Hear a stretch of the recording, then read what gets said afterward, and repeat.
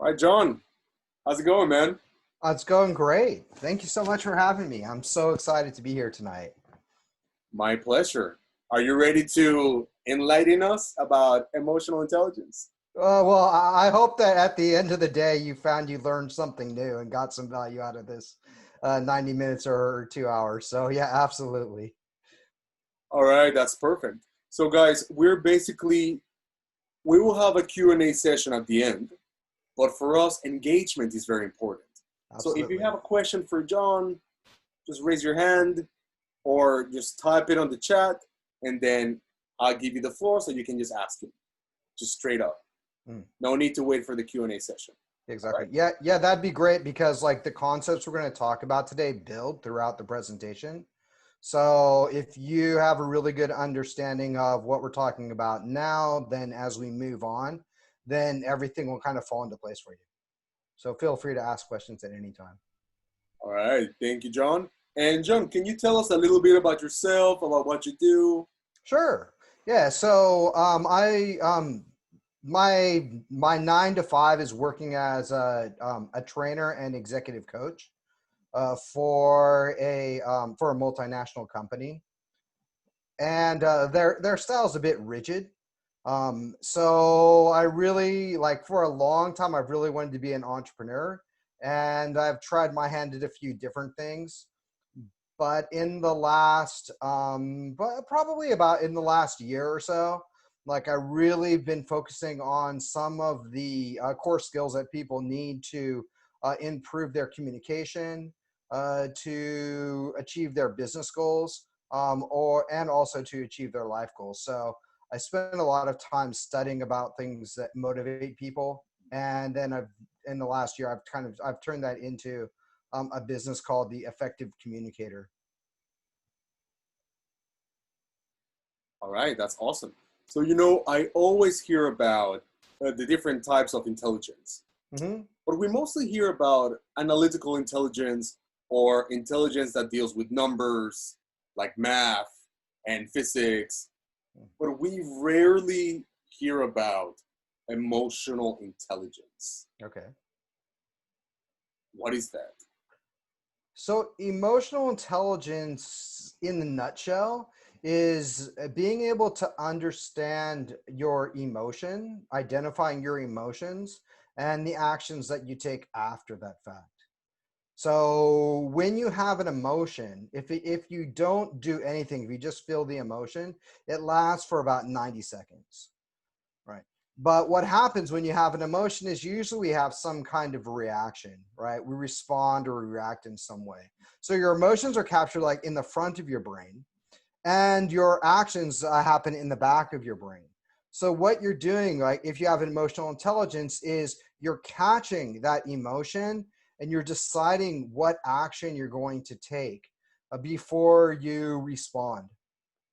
And in this way you can be more balanced in your actions yourself. And then also like a buzzword now is empathy, so understanding other people's emotions, what drives that, and then being able to respond in social situations in ways that are beneficial for the group that you're working with or the individual you're working with. All right, all right. So, what are the benefits of having emotional intelligence? Well, the biggest benefit of having emotional intelligence is being in control of yourself. Right. I mean, we hear about things like road rage or like flying off the handle, like triggered is a really popular word these days. Right. So the idea of being triggered is like something sets you off and then you have some kind of for like negative response, right, to the thing that's gotten you off course. So if we can understand our emotions and we can think about what caused that emotion, uh, and then we're looking at what the future result that we want is, then we can more effectively interact with others and also be in control of our own situations. Awesome. I definitely understand the concept, but how does it relate to business? Because the title of this event is how to future proof your business with emotional intelligence. Okay. How do you future-proof your business with, with that? Yeah, well, I mean, you work with people in a lot of different ways. If you're in business, you may be working like if you're a solopreneur, you may be working with freelancers, right? If you have a business with employees, you're working with employees, and you getting them to get results. So in order to work with people effectively and get them to deliver the results that you want, right, you really need to work with emotional intelligence. Not only understanding your own emotions, right, and your reactions, but also having empathy towards other people, where their emotions are coming from and how to interact with them. On the client like retention side or the client acquisition side, right, you want to do the same thing with your clients, right? There's no better tool in business than understanding what your clients' problems are. If you can understand your clients' problems and you have and you can come up with a solution to those problems, then you're going to win the customer and you're going to keep those customers for a long time. Likewise, if you know that you can't solve the problems and you can point that customer or that lead in a direction that gets them to where they get the results, they're going to call you the next time they have something that's in your wheelhouse, right? So you're building those relationships. And in Japan, like, as you know, right, establishing those long-term relationships with people, whether they're your customers now or not, will result in them being customers down the line, right, when they need something that's in your expertise. All right, got it. Let's say there's a company and there's Mm-hmm. two teams. Mm-hmm. One manager has a lot of emotional intelligence. Mm-hmm. The other manager, no idea. Okay.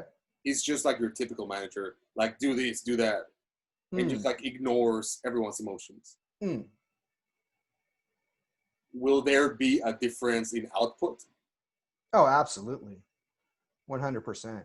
Mm-hmm. Improved emotional intelligence has been demonstrated to get results like tremendously faster.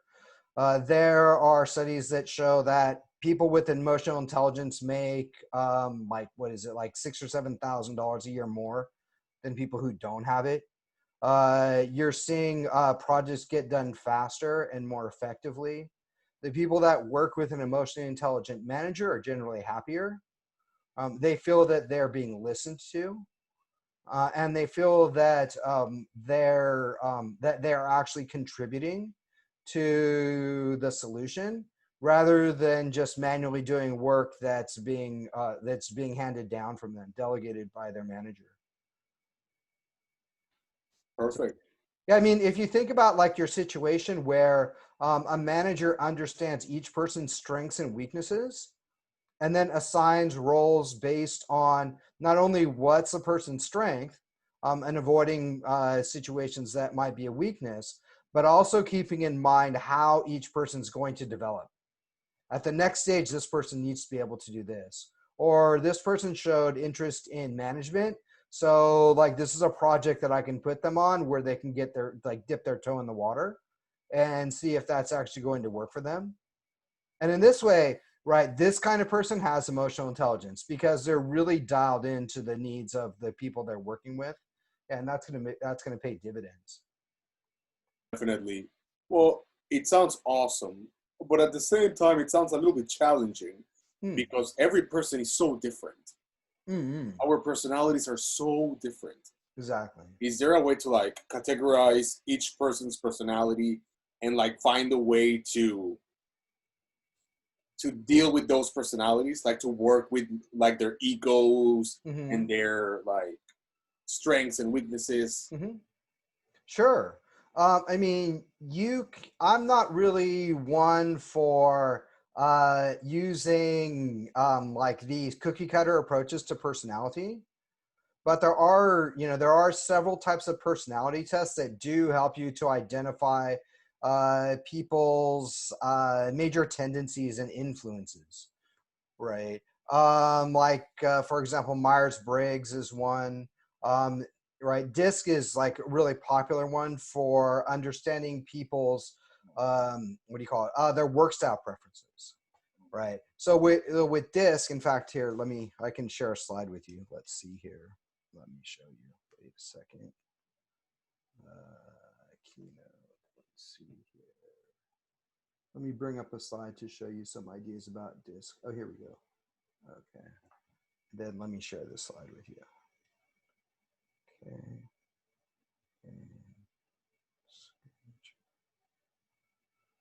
Okay. All right. If you could just like turn on my screen share, Angel, then I could show people the slide. How do I do that? Okay. Got it. Got it? Okay. Yeah, I think I did it. Okay, cool. Oh yeah, there we go. All right. You got it? Okay, good. Okay, good. All right. So can everyone see this slide? This DISC profile slide? Cool. All right. Very good. Let me extend this out a little bit here so I can see a little bit more clearly myself. Okay. All right. So with DISC, right? So we're really looking at a few different behaviors. So one is whether the person is outgoing or reserved. And then the other one is whether they're task focused or people focused. Right. So people who are more task focused are going to be like D's and C's. People who are more people focused are going to be I's and S's. So what does that really mean? So D's are people who like the D stands for dominant. So these are people who really just like to get things done. In a large corporation, your D's are going to be, for example, your senior managers, the people in your C-suites, your global managers. If you're working in a sole proprietorship, probably the owner of the sole proprietorship is a D. Okay, they don't really care about how you get stuff done; they just want the results.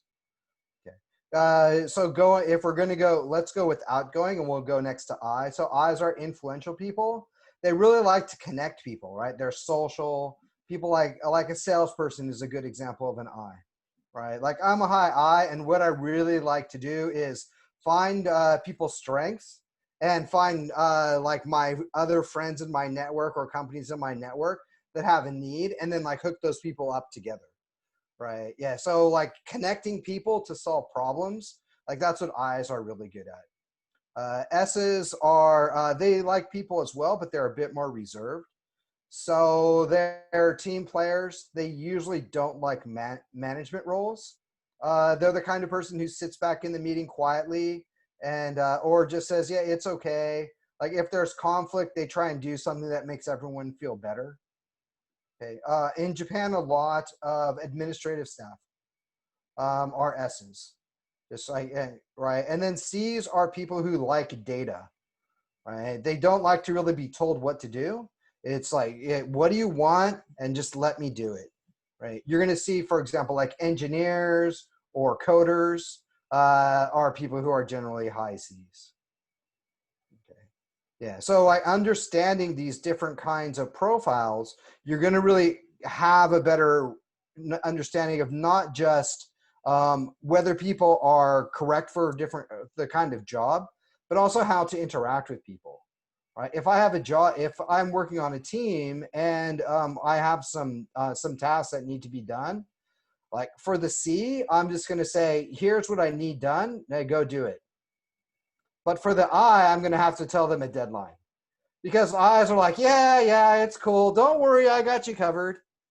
But at the end of the day, they're like, oh, dude, I totally forgot I promised you that. So yeah, let me get that to you in the next couple of days, right? So you really have to pin I's down because they want to make sure everyone's doing good and people are engaged. But like we I's are sometimes flighty and we forget stuff, right? A D or a C might see that as someone who's irresponsible or someone who's trying to sabotage the project. But that's really not the case at all. I mean, they took on the responsibility because they want to be helpful. Right, but they just like make so many promises, and like I's and S's might not be so good at managing their schedules because we're not so data dependent, and so things might just slip our minds. Right. So yeah, so keeping in mind like what the profiles are really helps to understand how you need to interact with those people in order to get things done. I have a question. Can you Sure. be like a D and an I or a C and an S? Absolutely.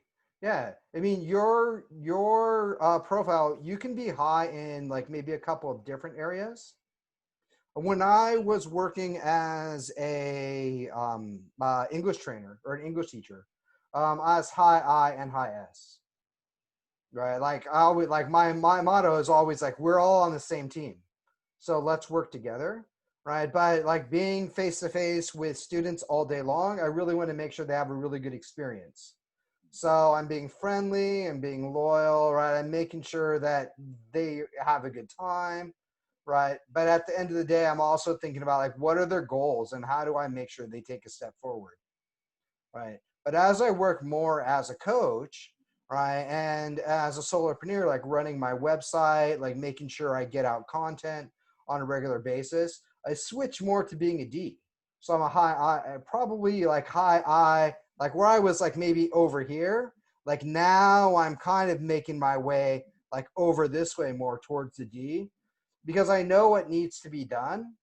And like if I can get it done, I'll get it done. Otherwise, like I've got this long to-do list of things like that I need a specialist to do. So I'm like, look at my webpage. Like this description needs to go up a half a line. All right, well, I need to find a CSS coder to bring that up a little bit, right? And so I've just got this list of things I know need to be done, and I work through those, right, little by little, and really kind of keep an eye on like what's getting done now to make sure that I'm moving things forward. Does that answer your question? Uh-huh. Yeah, that's perfect. Actually, just a moment. Actually, I want to do a little activity Sure. with all of you guys.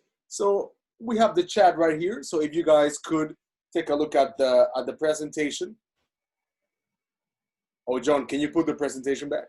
Oh, sure. Thank you. So guys, please take a look at the slide that John's gonna share with you. Sure. And I want you to please type on the chat your personality, like where you are. Are you a D, an I, a C? Are you a DI?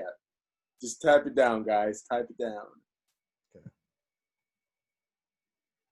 All right. We have a C. We have Herb as a Yeah. C. Awesome. So Herb had a question about, is there any quantifiable connection between emotional intelligence and good judgment?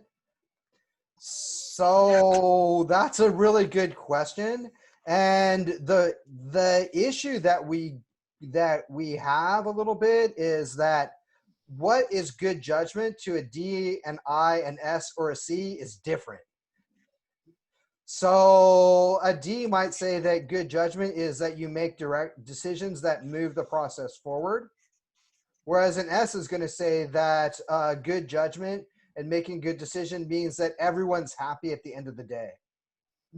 So when you're managing a project, you really have to you really need to what would you say? Oh yeah, you really need to define what good judgment means, or what clearing an objective means. All right, and then people can look at that as the benchmark for whether or not they're moving towards that direction. Right. I mean, if we can I digress for a minute, but one thing that I really love as far as project management is Scrum.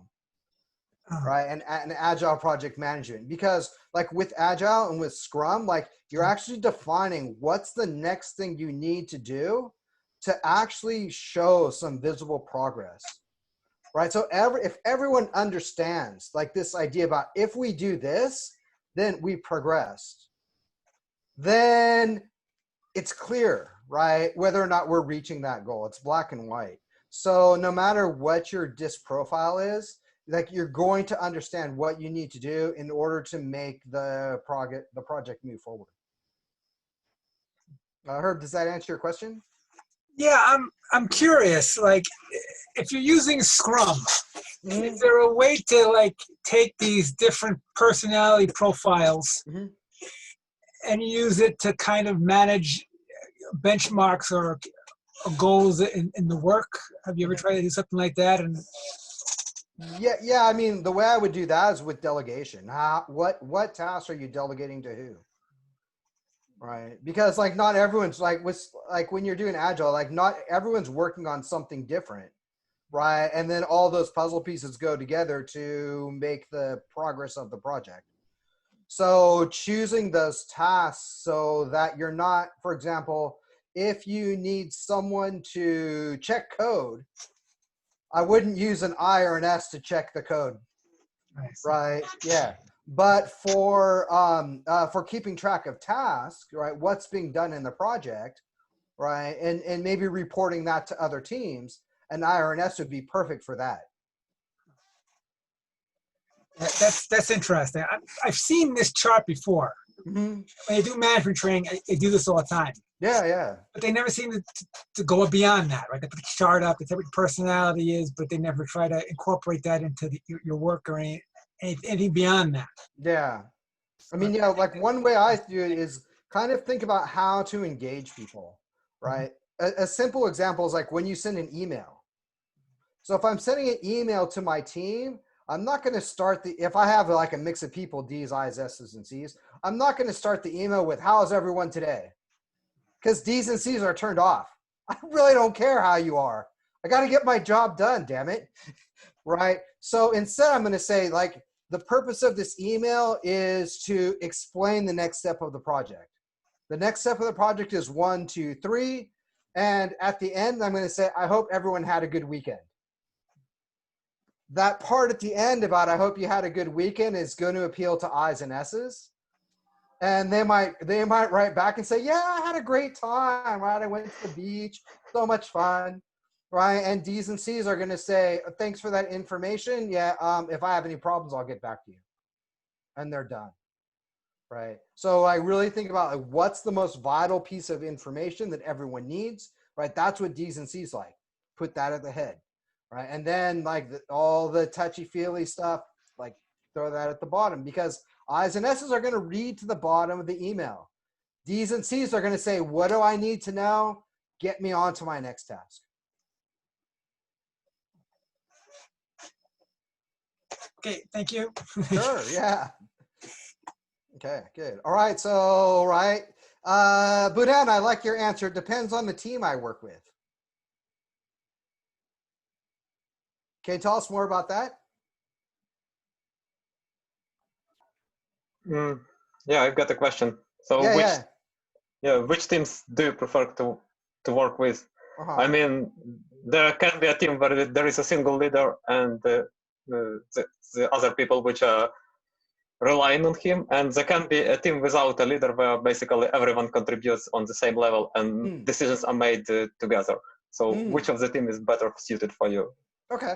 Yeah, because like kind of what I was thinking of as I read your question is that as you're working, let's say you're working on like 2 or 3 different projects. So on one project, you're the lead. So in that project, you might actually be working as a D, right? You just want the results. But on the other project, your job is support.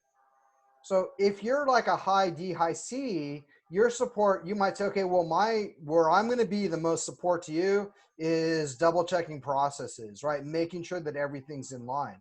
So in that project, you might be working as a C, right? So yeah, your profile can change, right, from situation to situation. One of my friends is her 9 to 5 is as administrative assistant. And then her side gig is a Reiki practitioner. So in her 9 to 5, she has to be a C. She really needs to support her team as administrative assistant, right? And make sure that everything that supports those people is right? She needs to have some S tendencies because she needs to get along with all the members of the team because she's support for several people, right? When she's managing her business and charting her course for her Reiki business, she's got to be a D. She's got to say, this is what needs to be done. This is how I do it. But when she steps into that role as a practitioner, she needs to be an I. She really needs to engage people, right? She needs to understand quickly what their problem is and the kind of Reiki that she's going to use with them in that session. So like, depending on what she's doing, she's like moving all around the spectrum in order to be able to manage that effectively. And you might find that that's the same for you. Yeah, exactly.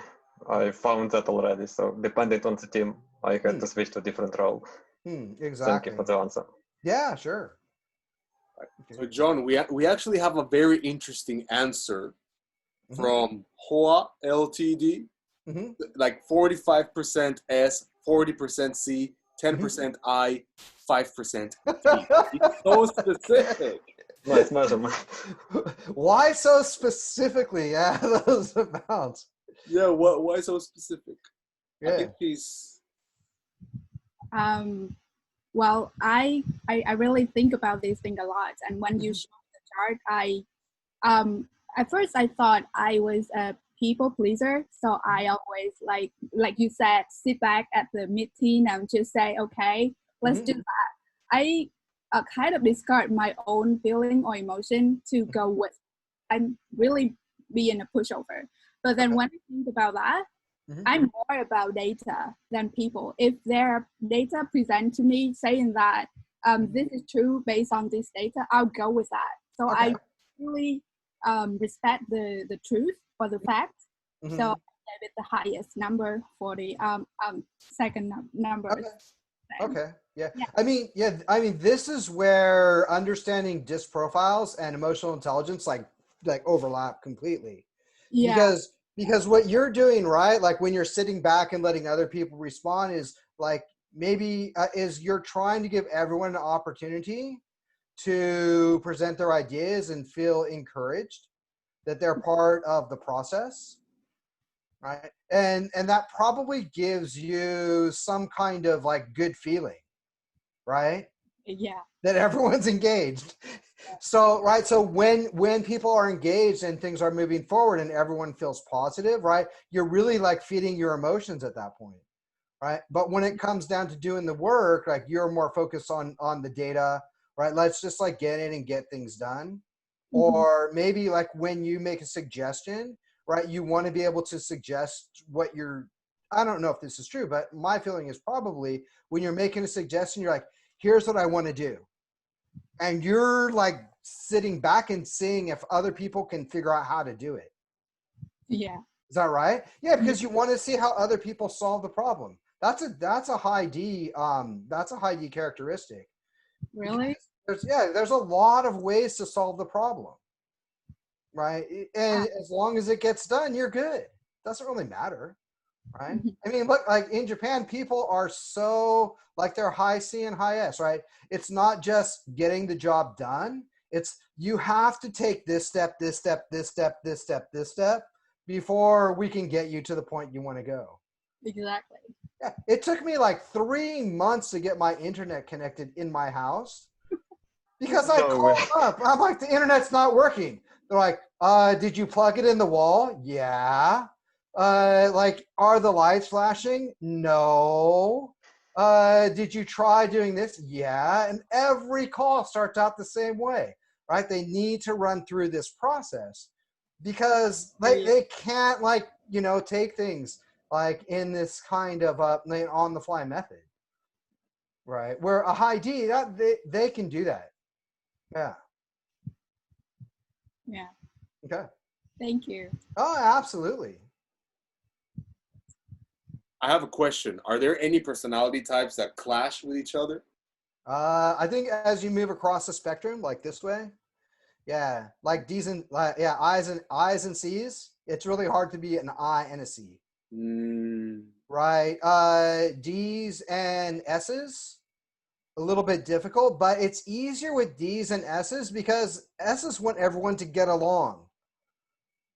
So they're going to just go along with what the high D says, right? But if you're like Ho and you're a high D and you want people to figure out how to get stuff done, and they say, "Oh, I'm not really sure. Can you tell me what the next step is?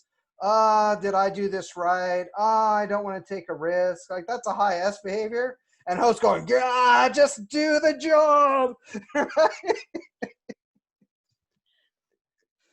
So you're gonna have, yeah, you're gonna have some conflict there for sure. Alrighty. So, John, you have a presentation, right? Oh yeah. All right. So we talked, all right, so let's do this. So I've got some slides to share with you about some of the different points. And let's see here. I mean, we like my style being a high is I'm totally what do you call it? Non-linear. So we've talked about some things, and so we'll kind of go over a little bit of those. If you have any questions, let me know. Other slides we'll just skip because we already talked about it. Right. So the first slide I'd like to show you is Plutchik's Wheel of Emotions. Right. So this is a way that Plutchik like designed this wheel in the early 70s as a way to identify emotions, because the first step of emotional intelligence is being able to identify emotions. Like usually we can understand like if we're angry or if we're happy or if we are frightened, right? But we need a wider lexicon of emotional vocabulary so that we can really pinpoint what our emotions are and where those emotions are coming from. So this wheel introduces about, I think he's got like 40 emotions here. And if you add synonyms and antonyms, it probably takes you up to about 100 different words for emotions, right? But psychologists have identified about 3,000 different emotions that we can actually feel. So that's, you know, that's pretty full on. So what Plutchik's wheel does, it starts with 8 base emotions, and those are here on the outside of the wheel. And each emotion has a corresponding opposite emotion. So the opposite of joy is sadness. The opposite of trust, right, is the opposite of trust is disgust. Right, the opposite of fear is anger, and the opposite of surprise is anticipation. Right. So what'll happen is as you have a feeling, right, you have a strong emotion, which is going to be like probably these base emotions. As that emotion dissipates, you're going to move down, right? So from anger to annoyance, right? And as you start to get more triggered, right, your anger could turn to rage, for example. So we look at it on this 2D model or this flower or wheel as a way to understand it more easily. But in reality, it's a 3D model. It works on a cone. So as you're moving, right, from your most intense emotion, and as that's diluting, right, you get down, you go down the cone. And then, right, if you have an opposite emotion, you can go like up the other side. Okay. So a good example of that is, let's say that you're going out to dinner with, you have some friends and some new people, right? And one of your friends who you go out with, like they always say something foolish every single time, right? And you're like, I really don't want to go out with this person, right? Because every time like they do something embarrassing, right? So you go out, right? And sure enough, right, that person says something embarrassing to the waiter, right? You can choose, right, if you want to, and if you're if it's the first time, right, your emotion might intensify. But because you know this person and their tendencies, right, you're actually probably going to the emotion's probably going to dilute or go down. So right, when they say that, you're like, oh, here they go again. So this might be the point where you like whip out your phone. What's happening, right? Yeah, with other people, because you're separating yourself from the situation, right? But on the other hand, let's say that one of the people that you meet seems interesting, right? So you go from neutral to accepting. Oh, that sounds cool, right? Yeah, I like what they're talking about. Like I seem to have some connection with them, right? Maybe as you're talking and they have some ideas that you find interesting, something that you might want to incorporate, right? Then you start to trust them a little bit more.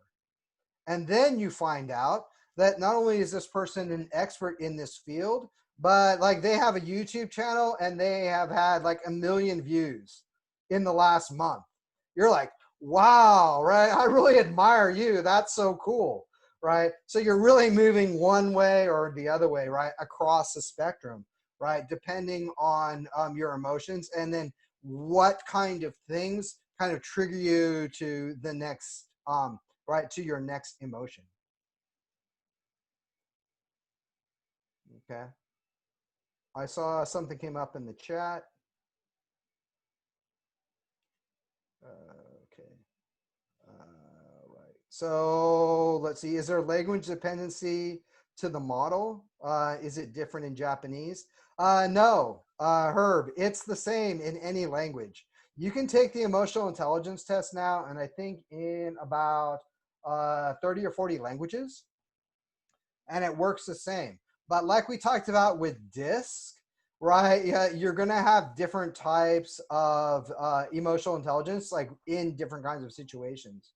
I was really surprised because I developed an emotional intelligence test for my 9 to 5, and I met with these people at 6 Seconds, and they've got a lot of great information on emotional intelligence.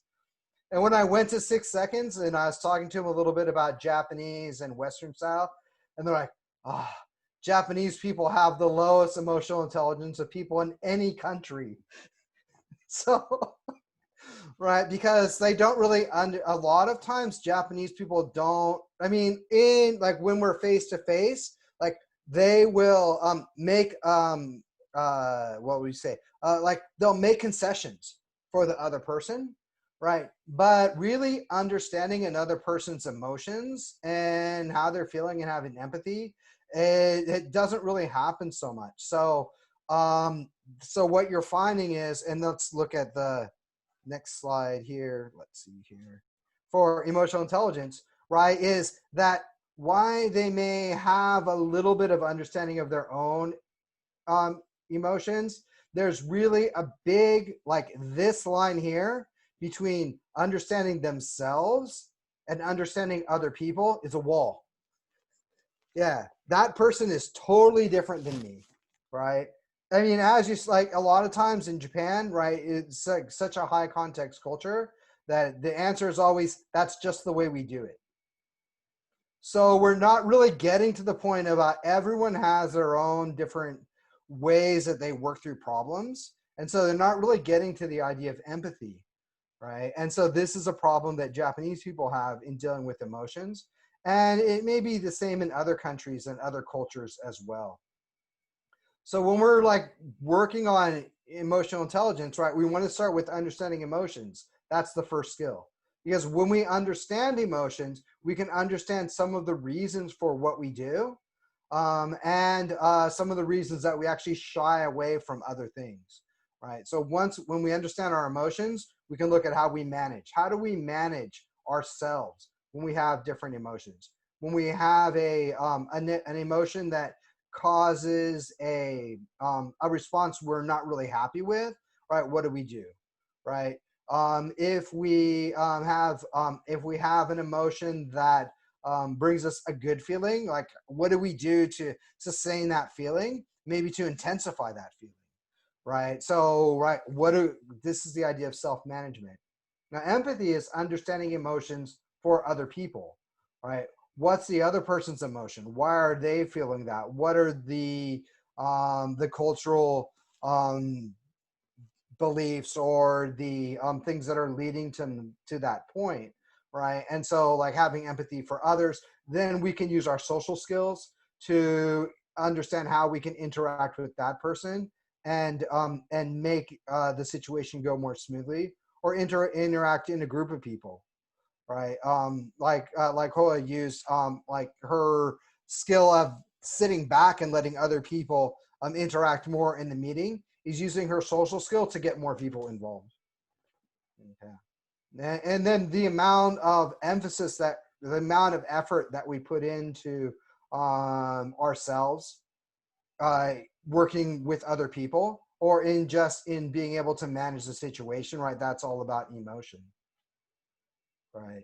Or about motivation. So the motivation is going to be let us decide how quickly we want to work through that idea, right? I was watching Hard Knocks, right, the other day. I don't know if anyone watches Hard Knocks on Netflix, right? It's like this show of a football, like people in junior college, like last chance to become professional football players or to progress like to Division I college, right? And one kid was having an issue with his emotions, and the teacher said, take a day to live with your emotions, right? Really discover what they are, why you have that emotion, what's driving it, what you can do to adapt to that in the future.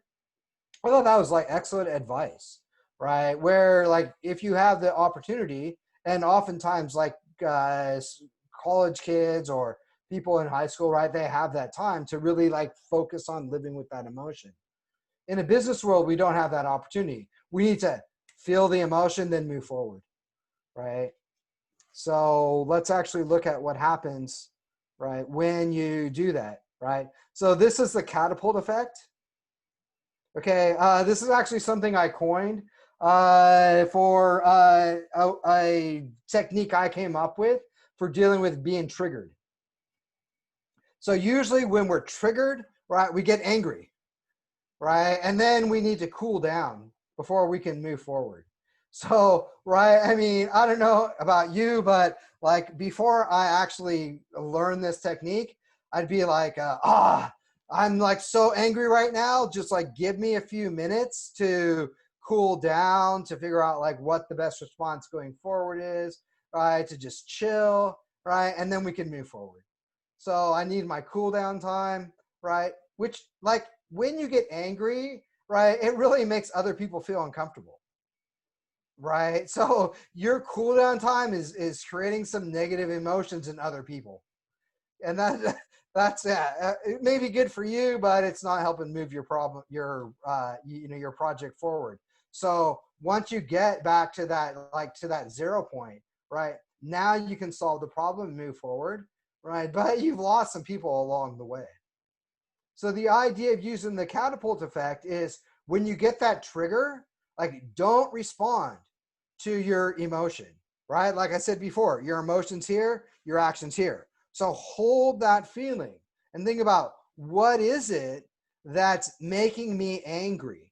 Is that connected to the next thing I need to do? Is it separate from that, right? But when we have strong emotions, there's also some energy, right? The stronger the emotion, the more energy we have. Now, I'm no physicist, but like I know that that if we can capture that energy like lightning in a bottle, right, we can use that in a positive way. So capturing that emotion, right, and all that energy and deciding what we're going to do in a way that is not creating any kind of negative feeling in other people, right, we can catapult forward to solve the problem. And not only are we coming up with a solution to solve the problem, but we're moving forward exponentially. Because where we had to come back and say, oh, I need to cool down, I need to solve this problem. Right now I need to mend bridges like of relationships that I'm damaging, right? I don't need to mend those bridges. So I can say, this is the best solution for solving the problem. What do you guys think? Everyone says, okay, that sounds good. And boom, you move forward, right? So you catapulted like 4x, right, beyond the solution that you would have gotten if you had just like sat in your anger, right, for a couple of minutes, or sat in your despair for a couple of minutes. So it's going to be really helpful to you, right, as you're moving forward.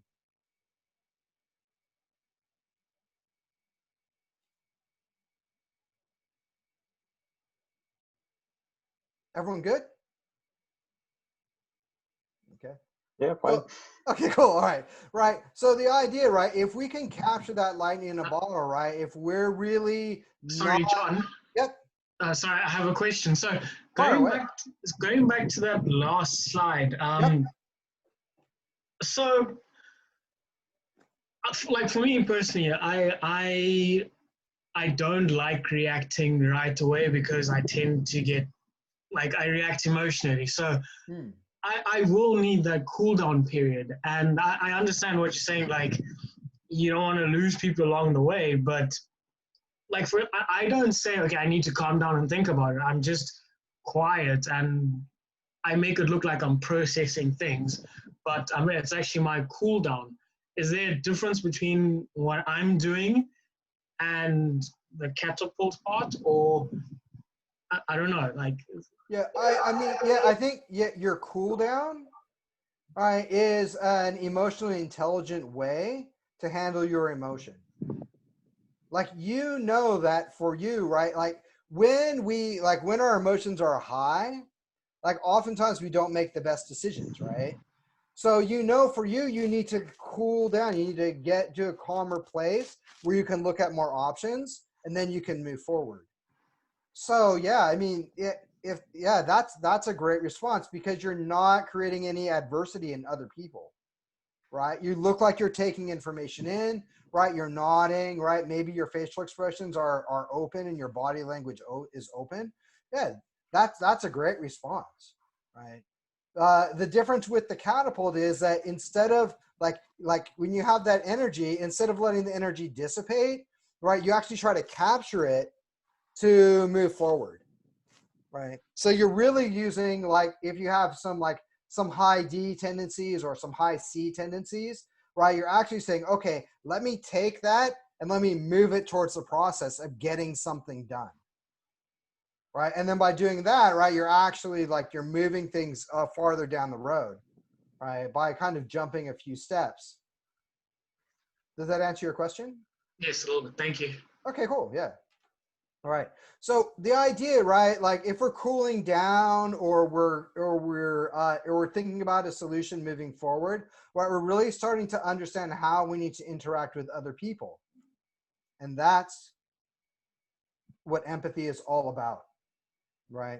So really what we're doing when we have empathy is we're thinking more deeply than just the behavior that other people are displaying, right? When we take action, we usually think about our motivation, right? What are our cultural influences? What are the emotions that we're having? And this goes back to the question that Herb had before about what's a logical response? Like, what's logical for us, right? And we consider all those things. We say, that's why I did this. But for other people, we just say, you did that behavior, you're off base. What are you thinking? So if we're actually working with empathy, we're starting to think about all of the motivations, right? All the things that are driving someone else's behavior as a way to understand what it is, right, that led them to do the thing that they're doing, right? And most people don't act in a way that they are trying to be malicious to anyone. The action that they're doing, they think is going to be helpful to everyone.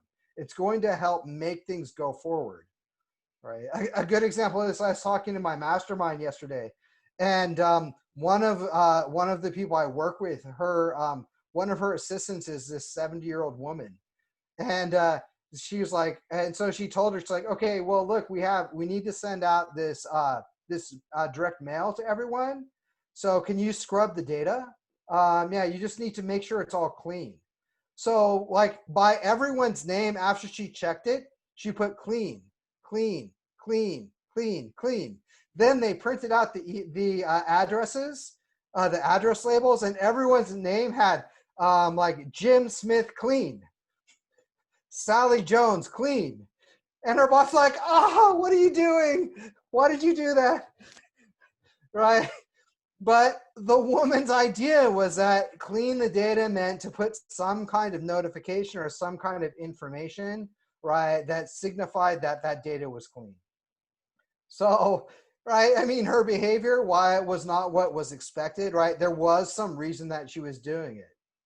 And if we could go back and do find and replace in the Excel and find clean and then put in a space, like that is fixed, right? It's like no harm, no foul. But yeah, well, in the future, I know that when I'm talking to this person, I actually need to explain what does clean the data mean, and and maybe we need to add another box to the Excel that when this person's information is checked or verified, Yeah, you put an X or you put some kind of mark, right? So it doesn't actually go into the address field, right? And so this is the idea of working with empathy, right? When people do behaviors, right, that aren't really moving the project forward, we need to think more about what's the reason that they did that, right? If people aren't sure about things, right, we want to look at ways that we can like elicit best responses from them, so that they have a clearer understanding about what's expected of them moving forward. Okay. I have a question, John. Yep. Regarding cultural influences, Mm-hmm. how do you empathize, or what is the best way to empathize with someone who has such a different cultural background from you? For me, some people really like to get a deeper understanding of the culture. Mm-hmm. Yeah. For me, I just take it as a black or white. Like their cultural influences, that things from their culture that make them respond in this way or make them act in this way. It is what it is, right? I mean, and maybe this is like something that comes from like my American background, where we have so many different cultures that, like, if I took the time to understand Japanese culture, Indian culture, German culture, Italian culture, like I wouldn't really be able to effectively manage a project. So when I know that something is has to do with like the person's background, then I'm just going to accept it as it is, unless it's causing conflict with other people. And then I'm going to address that as saying, and let them know what the conflict is that it raises with someone. Does that answer your question, Angel? Yeah. Okay. Thank you. Cool. Yeah. All right. Good. All right. So we talked about DISC.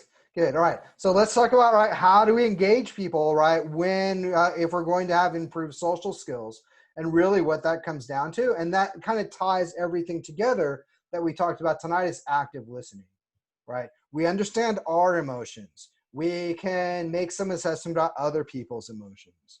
Okay. We know what we need to do to be emotionally intelligent in the way that we react with that we interact with other people, and how we make sure that we're checking ourselves, that our actions are things that are not going to upset the apple cart too much.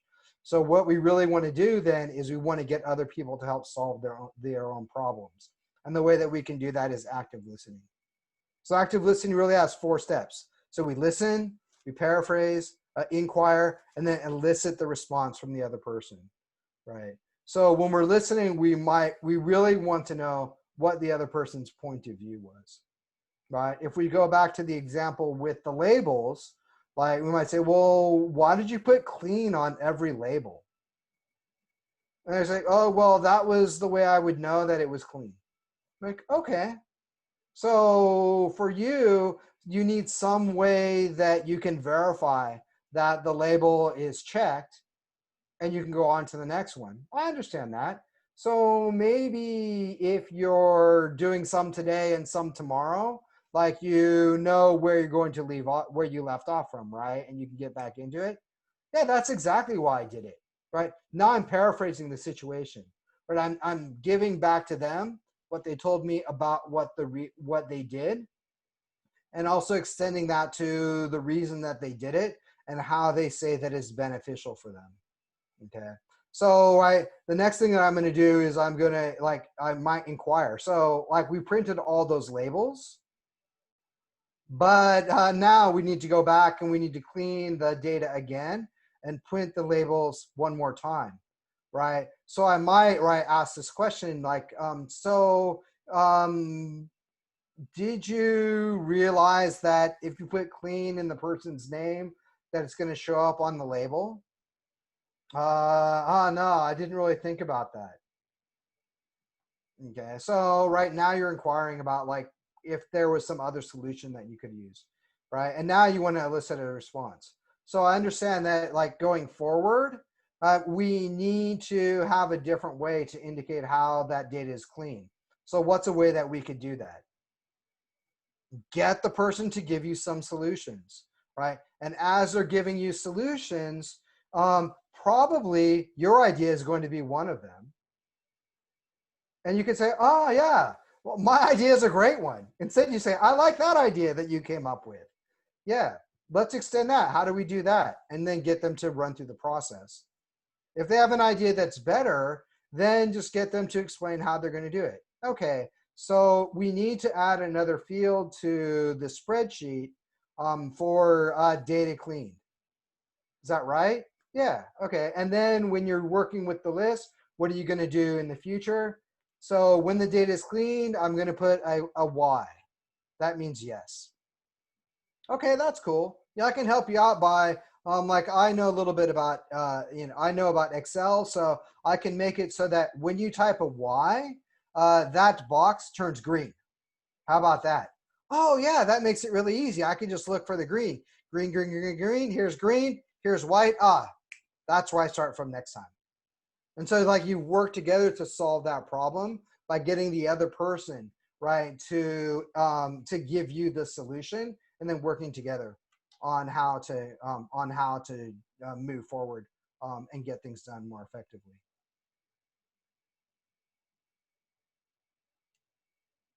Okay. So I see, let's see here. Oh, you have a question? Yeah, I just post this on the chat. Yep. Okay. So do you want to read your question or ask your question? Okay. I just want to ask, like, so I think emotional intelligence is really important, but how important compared to the other elements? Like, as a leader, you need to be competent. Mm-hmm. Like, you need to understand people in terms of emotional intelligence, but you also need the other skill. And so, what is the ratio? What is the right ratio for a leader to be? Like, well, okay, I think if you're looking at developing your leadership skills, it's really important to develop your emotional intelligence as part of that skill set. I mean, it's not just about it's not just about getting the job done. It's how you get the job done. So, and also in maintaining and building those relationships.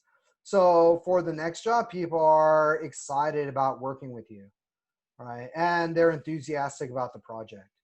So yeah, having emotional intelligence is a really important part of being a good leader, because you're not only focused on getting the task done, but you're also focused on what does each person need to give their best work. Yeah, I have a follow-up question then. Because as a leader, you know that you need a high emotional intelligence to engage people. But it doesn't, sometimes I see that it doesn't come from a genuine response, that they actually cultivate the emotional intelligence themselves, but they just pretend to be friendly, to be a nice boss for people to like them and actually to get the work done. But so my question, I guess, would be, is it important for people to actually act from a genuine motivation, or they can just pretend? Yeah, I mean, yeah, well, people can pretend. And like when I work with, investment bankers are a good example of people who just pretend, right? Salespeople sometimes just pretend, because but actually when you're just pretending, you're not emotional intelligent. You're manipulating. Yeah. Right. Yeah. You're manipulating people's their feelings, right? Their goodwill. To your benefit. That's not really being emotionally intelligent. Yeah. Right? Yeah. I mean, if you think about, for example, the telephone salesperson, right? Like Jordan Belfort, right? Like these people, they had a way of getting people fired up. But people are like, yeah, let's go. And if you step back and look at what you're doing, you're like, oh man, what did I just agree to?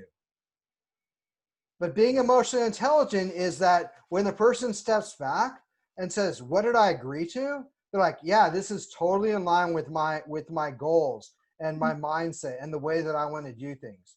And I don't feel manipulated in any way. Right.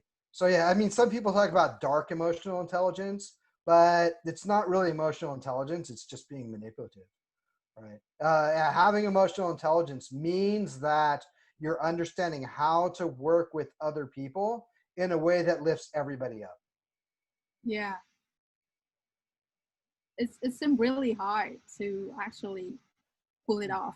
Yeah, exactly. But you know, one beauty of developing your emotional intelligence is as you're improving your skill in any of the 5 areas, you're improving your skills in all of the areas. Right. So I kind of think of it like a table that's being held up by pulleys. So if you raise your self-awareness of emotions, like your empathy is going to go up too, because you understand emotions for you, you understand emotions for others. Yeah. Right. As you work on techniques for managing yourself, some of those things are going to work with other people. So you can try those things with other people, right? And you say, okay, this one works with this person, this one doesn't, right? This one works with high D's. This idea works with high I's. This idea works with high S's. This idea works with high C's. So you're really like developing all of your emotional intelligence skills just by working on any single part. Yeah. Yeah, I guess so. Thank you. Oh yeah, absolutely. Yeah. Okay. All right. All right. Any other questions about this? Okay. Good. All right. So really, so my goal for today, right, and in the invite, right, and he'll talked about these things as well. So, right, really, I wanted to look at how you understand emotions.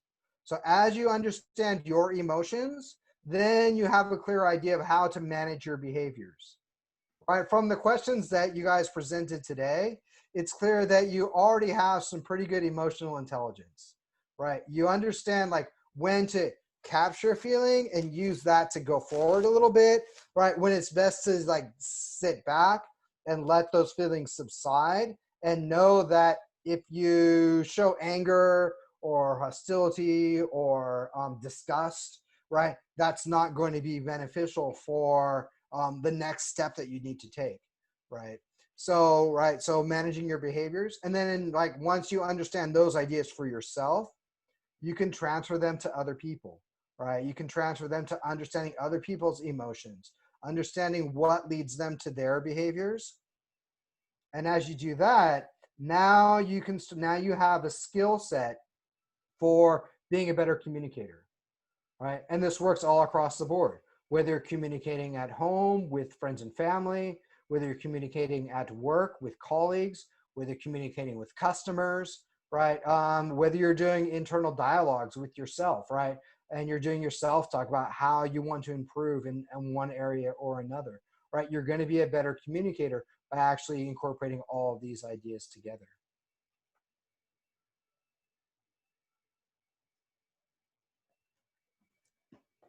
Okay. That was beautiful. Sweet. So, John, I have a question. How can you manage someone that has very, very low level of emotional intelligence? Like, let's say, like we go to, like, you know, we hire you as a coach. We work our emotional intelligence. We become better at it. And then we go back to our company and we have to manage someone, or our boss is someone who has no emotional intelligence, like zero empathy. Yeah, who's worked for a bad boss? Raise your hand. Everyone, right? I just got a new boss at my 9 to 5. I was like, oh my God, the last one was so good. Fortunately, the next one was good too. But yeah, but I mean, when you're working with like people who have low emotional intelligence, like my boss at my last job in America is a prime example. Whenever there was a problem, he was looking to point fingers. Who's responsible? Whose fault is it? Someone did something wrong, right? I mean, my response was always like, I don't really care who did something wrong. We need to solve the problem. So let's look at solving the problem. And then later on, we can do a lessons learned and figure out like who's responsible and how to prevent that from happening in the future. But, you know, at times, this response was not the best for him. In fact, 90% of the time, it wasn't the best for him. But for me, in order to solve his problem, it was the response I needed to give. So the one thing I could do is I could just say it's my fault. My fault, my bad.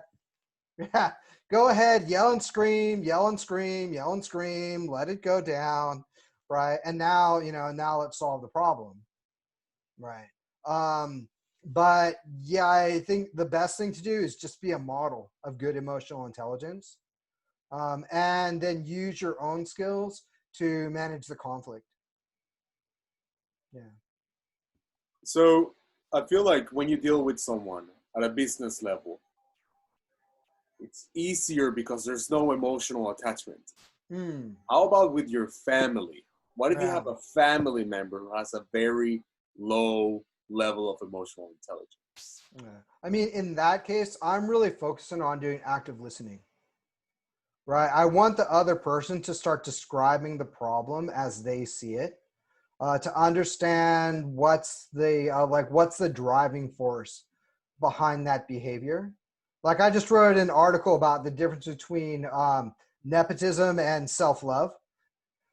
So, right, I mean, your person with low emotional intelligence is like often like they really think that they're always right, right? And the other person's like always wrong, right?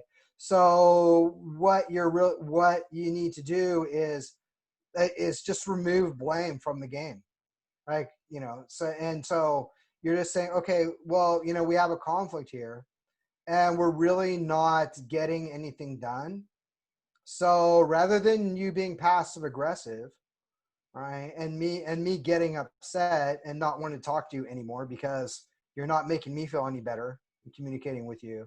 Yeah, let's look at what we want to happen.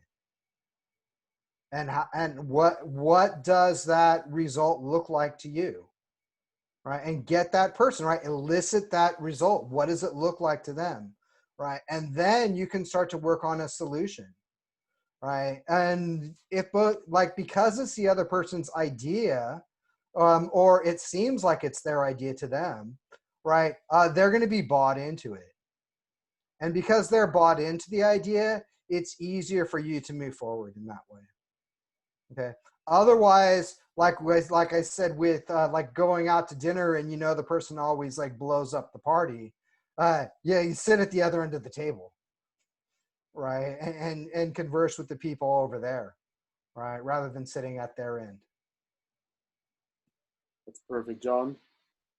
Before we go to our Q&A session, I wanted to ask you about your favorite song.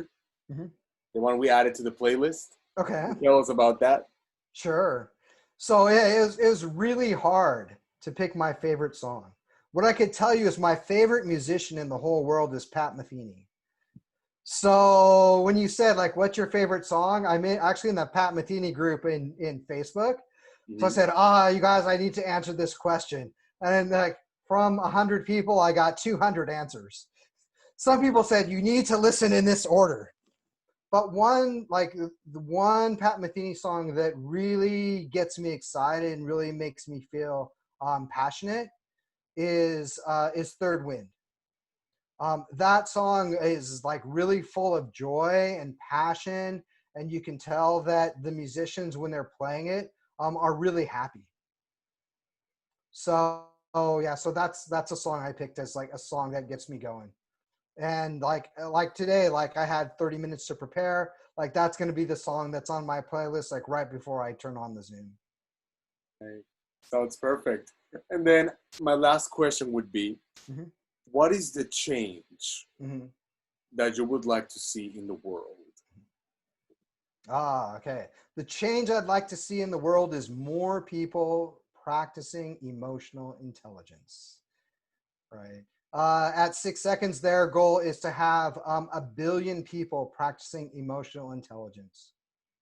And really, the first step of emotional intelligence is understanding your feelings, So as people can start to understand their feelings a little bit more, they'll have more empathy for other people, right? They start to think about what's another person's feeling, right? And like Seema said about holding back and letting yourself cool down in a way that's quiet and a way that's non-confrontational, like knowing that what I do next is going to have an effect on the other person. Like that's beautiful, right? Really understanding that like what we do has a huge impact on others. So that's the change I like to see, more emotional intelligence. I love it. All right, guys, we have entered our Q&A session. So if you have any other questions for John, I'm going to set a 2-minute timer so you guys can prepare your questions. Once you have that question, just type it down on the chat. And then John will answer those questions. All right, let me put the timer. Take a quick break for 2 minutes. Alrighty, 2 minutes. Please type your questions.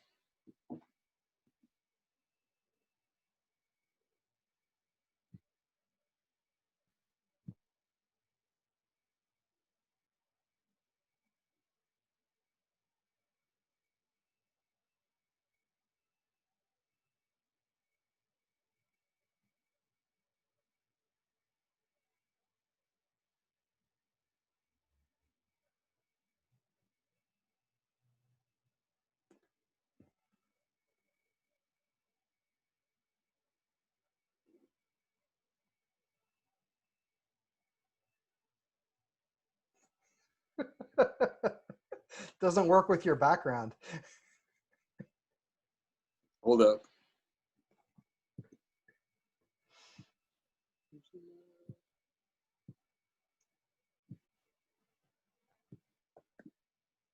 All right, guys, 1 minute.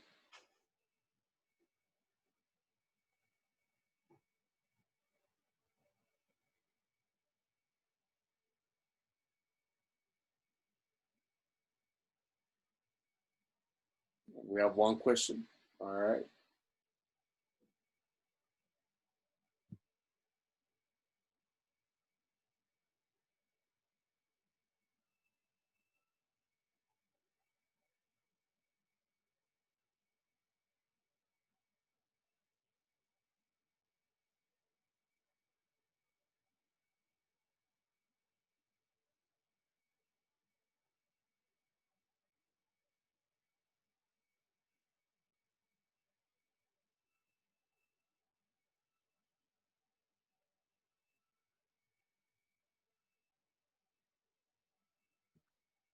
All right, guys.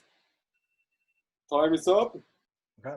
Let's go to our first question from Bodan. Bodan, go ahead. Yeah, so my question is there anything specific you need to bear in mind when dealing with a person which lacks emotional intelligence and is your subordinate or a new team member in your team? So you're responsible for what he's doing, but he is not performing well and he lacks intelligence to perform well. So what will be the advice? So let me just make sure I understand your question right. So you're asking if like how do you work with someone who is your subordinate but has low emotional intelligence? Is that right? Yes, exactly. Okay. Yeah. So it's when they're your subordinate, you actually have a lot more control than in other situations. What you can do is like, I don't, do you do one-on-ones with your direct reports? With what? Do you do one-on-ones with your direct reports?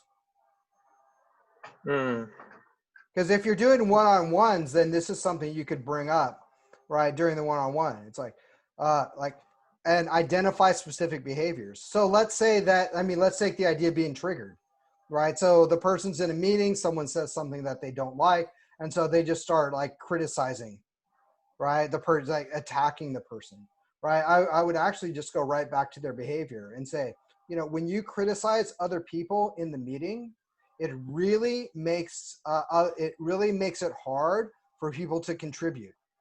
In this team, we need a contribution from everyone, So what can you do in order to curb that criticism? Right. So elicit the response from them, right? Letting them know what the impact of their behavior is. Right. And then walk them through a plan to get that done correctly. Right. So I mean, yeah, makes sense. Yeah.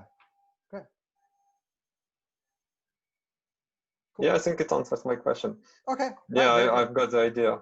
Okay. Yeah, so I need to show the output of what's being done by that person, so he understands why is it influencing the team in making it less productive. Exactly. Yeah. Yeah. I mean, that's like covertly working on emotional intelligence. If you want to overtly work on it, you could say, you could lay it out for him like, look, one of my goals for this team is that we're more emotionally intelligent. And the first step of that is understanding emotions. So get people to work on that emotional lexicon. And then when that person does something that creates a negative situation, say like, well, how do you think that makes Jim feel? Or how does Sarah feel in this situation? Right. So now they're actually they're actually starting to have some empathy for others. And so you're developing them in those roles going forward. Fine. Thank you. Really valuable advice. Excellent. Very good. Thank you, Bodan. Thank you, John. Let's go to the next question. Seema, go ahead. John, so I want to ask, how can you avoid sounding condescending, especially when you're trying to rephrase and kind of elicit things? Mm-hmm. So, like, I think especially here in Japan, like, it's sometimes difficult because usually you'd expect the person to say something or come up with an answer. So it ends up being a situation where it's like you have to ask a simple dumb question, and that can end up sounding very condescending. Yeah. So how can you? Well, I like what you said. A simple dumb question. You might say, "I'm a little bit thick, and this question might be really dumb, but let me just make sure like that I'm understanding you correctly." Right. I mean, I like putting on the fool hat and act like I don't really understand to get people to explain things in more detail. Right. Mm-hmm. And if you end with with a question, like, is that correct? Am I understanding you correctly? Am I hearing you? Yeah. Right. If you've made some mistake in rephrasing the question, then they'll correct it. But 9 times out of 10, what'll happen is if you rephrase accurately, they're going to say, "Oh man, you totally understand my point." Right? I mean, I don't know how many times I work with engineers and I say, "Okay, so it sounds like you're saying this and this and this, and like one solution I would have for it is this," and they're like, "Man, like how long have you been an engineer?" I'm like, "Dude, I've never been an engineer. I have no idea. I'm just taking what you told me and just paraphrasing it back to you, and then telling you what I might do in this situation." Thank you. Absolutely. Thanks for your good question. Yeah, that was a good question. Thank you, Seema. Thank you, John, as well. Let's go to the next one from Herb. Herb, go ahead. Yeah, I have to do a lot of training. Mm-hmm. And so I don't really actually ever manage anybody, but I try to train managers so that they use these techniques in their own workplace. Mm-hmm. And the problem that, I don't know, the entire company seems to have is that they do these training sessions and then the managers will, repeat word for word what we tell them. Right? Yeah. But then then the minute they leave the door, it just goes right out the other side, right? And I'm wondering, is the problem maybe that when they translate it from English into Japanese, they're using technical words, but it doesn't attach them in any kind of emotional way? Yeah. I wonder maybe you have any kind of experience in that. So let me make sure I understand your question correctly. Yeah. So you would explain like a process of working with people. And then you'd get them, and then they would tell you back the same thing. Yes. Right. Exactly. But they're telling you back the same thing, word for word. Exactly. Then they don't understand. Yeah, that's. Yeah, if they can't tell you in their own words, they don't understand. Yeah. So that's the point, right? So like the next step I would take is like, okay, so show me how this works. Give me an example. Like, yeah, run through how you would do this with someone, or run through a conflict that you had with someone and how you would use this technique we're working on today to solve that problem. And then when they're explaining the process to you and how they would apply it, now you know that they've internalized the training. But if it's just coming back word for word, they don't get it. They'll do that though. They'll have like scenario role play training. Yep. And so they actually understand what the word means. Yep. And they'll do the role playing. Yep. But it seems to be okay. We did the role playing. We got through the thing. We finished the training. But there doesn't seem to be that, this is a good thing that we can actually use. It's just we're going to just go back to what we're doing. What's your step? What's your accountability step? Well, the company I would use they have these evaluations where you're supposed to, like, they do this thing where they have goal-oriented management. Okay. So theoretically, the way the company works is that they'll take the training, right, and they'll put, especially with the higher up people, right? And they'll have their evaluations attached to meeting these goals, right? But if they're doing, they do this, but I mean, the entire process, right? But if they're doing the training today and the evaluation is 3 months from now, it's useless. Yeah, totally useless, right? So I mean, like for me, like what I'm doing when I work with like global managers, because those are the people that really can afford to have the kind of training you're talking about, right? Is like we talk about it 1 week, and then I'm holding them accountable the next week. So last week we talked about this issue, right, that you had with the North American manager. Right. What happened there? And they say, oh, well, I did this and that and this. I'm like, that's not what we talked about last week. Yeah, I know, but it was easier. I'm like, look, dude, it might be easier, but you're not going to grow and you're not going to develop if you don't start to take these steps. And you're going to make mistakes because that's how we learn, right? Yeah, fail means first attempt at learning. So you're not, you're going to have to wrestle through it, and you're going to have to struggle. But at the end of the, like a week from now, a month from now, 6 months from now, you're going to know how to do that.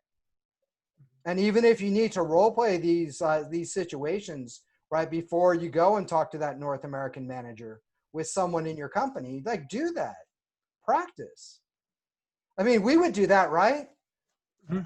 If you had to go talk to the CEO of our imagined company, right? And you say, hey, John, can I take you aside a minute? I really have to talk to the CEO. Yeah, can we practice a little bit so that I sound smooth when I'm doing it? We would do that. So these guys should be doing the same thing. But there's got to be that accountability that they have, like the next time you see them. Mm-hmm. Otherwise, it's going to be gone. And like Hoa was saying, is there so many techniques, like which one do you use? Yeah, you really got to run it by them like the next time and make sure that they're applying it. Does that answer your question? Yeah, more. I pretty much understand. Yeah, that's. Okay, I would just say more. Yeah, if you want to follow on, yeah, go ahead. Yeah, well, is there a way to inspire the people who should be doing, the people who are holding people accountable for doing it? The inspiration comes in raising their or reducing their fear of failure. Oh, okay. Right. That's the thing, right? Yeah, that's it. That's the problem. Yeah, that's the thing, right? Because growing is painful, right?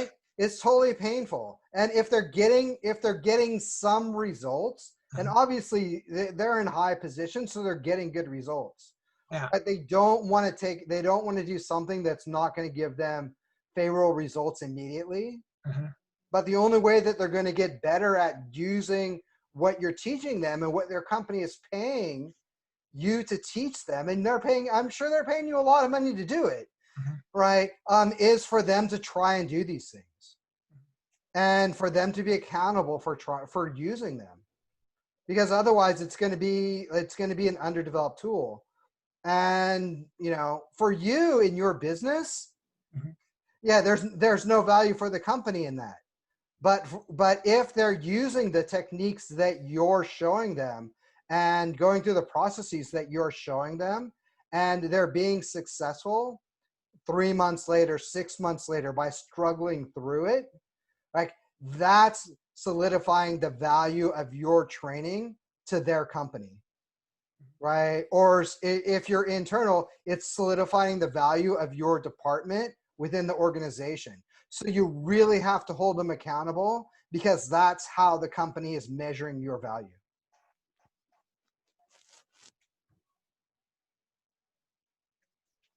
Okay, thank you. Yeah, thank you. All right, thank you guys. Let's go to the next question from Mark. Mark? Hey. Hey, John. Yep. Hey. So look, great conversation and presentation. It's really interesting. I think we know a lot of this stuff, right? But actually putting it down and hearing it in that way makes a lot more sense. So thank you for that. Yeah, thanks. You said that somebody wanted like 1 billion people using emotional intelligence. Is that what you said? Well, yeah, 6 Seconds, which is a company that does emotional intelligence training. Okay. Yeah, that's their goal, is to have 1 billion people using emotional intelligence by 2030. Okay. So my question is, obviously a lot of us are guided by leaders, right? And therefore the question is, do you believe that the current leaders of the world are masters at this, or that they're using this? Because that's where we're learning from, right? Right. Well, I mean, let's take like the last 2 presidents of the United States as prime examples. I think that Mr. Obama had a very high level of emotional intelligence, and Mr. Trump has virtually no emotional intelligence. Right. So, right, as you move around the world and you're looking at companies, what's his name? Like if you look at Pixar, right, those people have like really high levels of emotional intelligence. There's the book, I think the book's called The Pixar Way, which actually explains about how they go about developing stories, how they look at showing different kinds of like personalities and how people manage conflicts, like in their movies. Yeah, I mean, you're seeing like these levels of emotional intelligence. Looking at like, for example, like Shark Tank. Like they were talking about like who's the hardest shark on Shark Tank, and they said Barbara's the hardest shark, and she said, I'm always looking for people that are passionate and that can explain their idea and that have risked failure. I mean, so she's using emotional intelligence there, right, as a way to measure people's whether or not she wants to work with people. So I think as you understand emotional intelligence more and more, you can actually start to like use a template for defining people with high and low levels of emotional intelligence. Okay.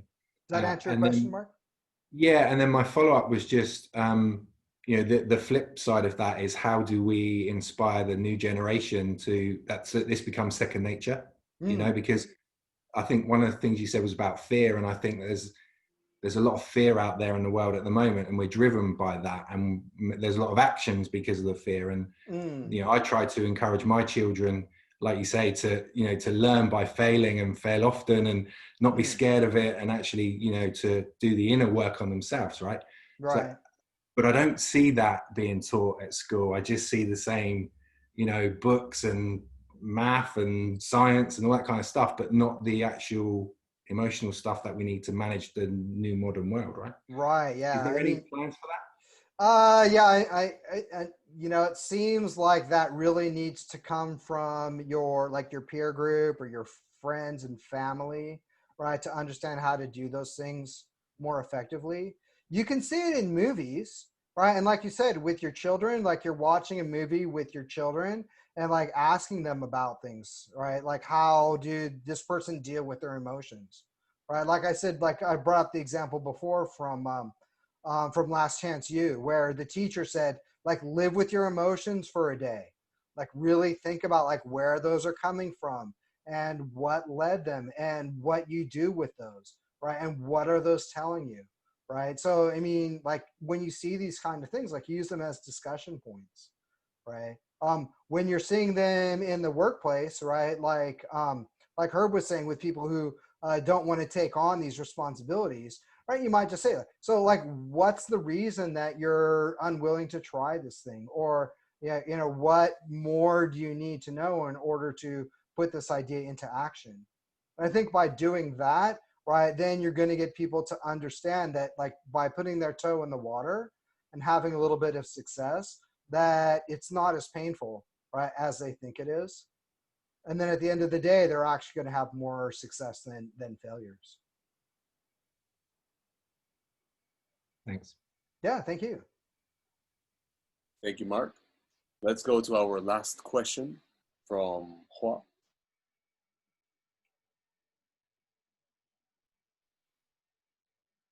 Hi. Yeah, I just want to know what you think about hypersensitive people. Mm-hmm. Do you think that they have high emotional intelligence? Hypersensitive people have, I'd say people who are hypersensitive probably have lower levels of emotional intelligence. Yeah, can you explain? Yeah, right, because they're not really, I mean, they might understand their emotions, but they're not managing their emotions, right? And they don't have empathy towards other people to understand the impact that their emotional outbursts are having on others. Mm. So, right. So like maybe understanding their emotions is the first step, but like then like doing the, like going through active listening with them and asking them like, what do you think the impact of the group is when you do this? And how do you think you could be more effective, right? Do you know that when you get really upset in the meeting, no one wants to talk to you right. at all? Yeah. So how are you able to get your work done effectively, right? You can see how that emotional outburst, why you say it lasts for a second, right? It's after that it's done. But no, it actually has, you know, it has a ripple effect, right? That gets into everything. So if you want these kind of better results, then we need to get you to do this other thing. Now, how can you get, and then eliciting, how can you get from here to there? Okay, now let's work together to get you there. Wow, so you need to be really emotionally intelligent to deal with those people. Absolutely, yeah. And you know, the thing is that you don't need to necessarily be really, really emotionally intelligent to deal with those people, but you gotta keep working on building your emotional intelligence. Because working with that person and getting to them to a level where they're a better contributor means that you're more emotionally intelligent because you got them there. Yeah. So it's a win-win. Uh-huh. Yeah. Thank you. Yeah, absolutely. All right. That was the last question. Thank you very much. Okay. So before we finish, we have a very, very special offer for you. John, can you tell us a little bit about the offer? Absolutely, yeah. So I'm offering all of you a free hour of coaching. If you go to my website and you fill out the form